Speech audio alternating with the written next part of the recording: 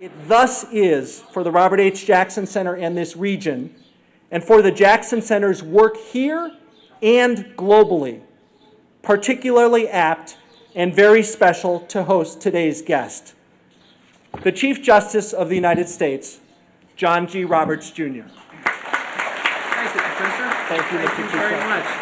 Thank you. This center stands as a magnificent monument to this great justice. It has attracted numerous visitors from our court, as you've heard. Exactly 10 years ago yesterday, Chief Justice William Rehnquist presided over the dedication of the center. Rehnquist was, of course, law clerk to Robert Jackson, and as it has been noted, I had the privilege of being law clerk to William Rehnquist. And when I was practicing law, I also carried the briefcase of Barrett Prettyman, another Jackson clerk, also here today. So I feel a special tie to the Jackson Center through those connections, and I am especially proud to share this anniversary celebration. Was Hogan Hartson your number one choice, or how did they connect with you? And I went to all these big firms, and it was very nice, but I noticed in most of the firms you go in the lawyer, I don't know what your office is like, but you've got either an English... Wonderful. Where's Dave McNamara? You have either a picture of an English fox hunt or some barrister in a wig on the wall, right? Well, you go to Barrett's office, and he has himself there, as you mentioned, shaking hands with Fidel Castro, with Catherine Ann Porter, with Truman Capote and John Lennon, and it occurred to me that that might be a little more interesting than fox hunting.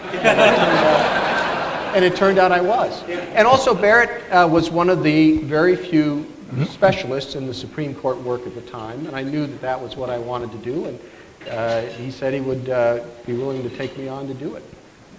What did you think of him the first time you met him? I thought he was brighter than hell.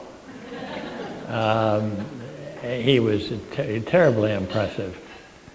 And he wanted to do precisely what I was doing, but more importantly, what I wanted to do more of. And he held out a great deal of promise to be able to do that. I was impressed. I'll tell you a funny story about that.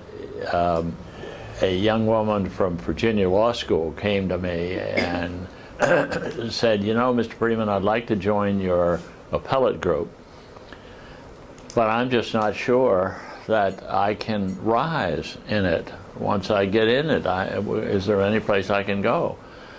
And I said, just a minute, and I reached over, I pulled out a brief. It was a petition for cert. And signing it were me, 3 other lawyers, and then John G. Roberts, Jr. I said, don't worry, you can rise. Did your first argument... Let's make sure we talk about that, though, when we opposed each other. Did you really? Oh, yes. Oh, yeah. You know something? He, in his first sentence, when he got up, I knew I was dead. I think learned this from Barrett. You go out and visit the site of anything you want to do. So I was out, and it was in the Green Mountains of Wyoming. And You sent me a postcard. I did. I found a postcard that showed you this vast expanse. And I drew a little X on it. I've been looking for your client. Haven't found her yet. But that was a lot of fun. And I will tell you that knowing Barrett was going to be on the other side, I worked harder on that case than anyone before or since. Yeah. Can I read something? Sure. It's one of my favorite rebuttals that John has made over the years, and he's made some wonderful ones. But this one was just my favorite.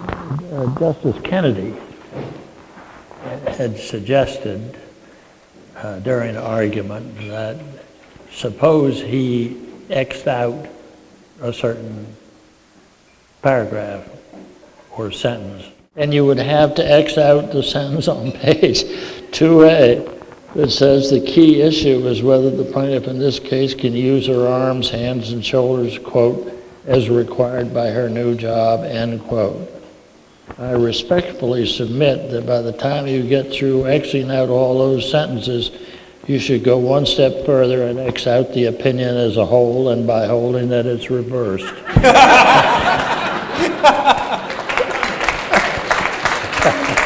When you work with somebody like that over a period of years, you come away with a strong impression that he should go up in life to bigger jobs, and he's done it.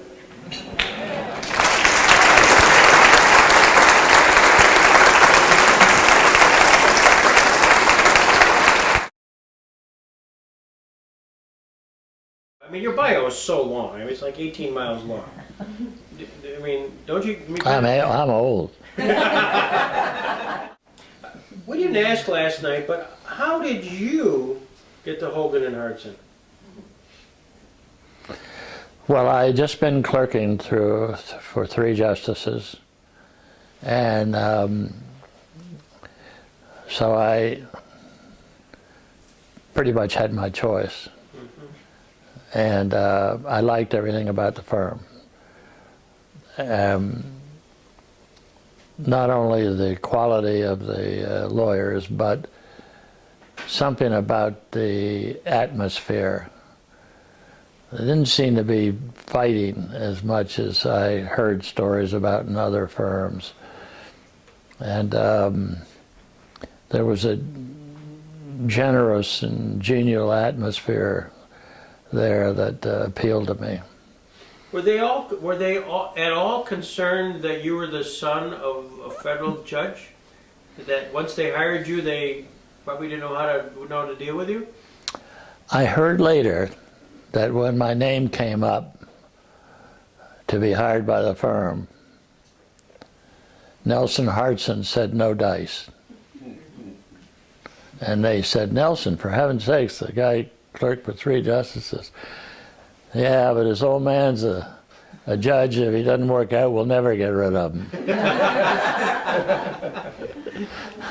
That's the only thing I was aware of.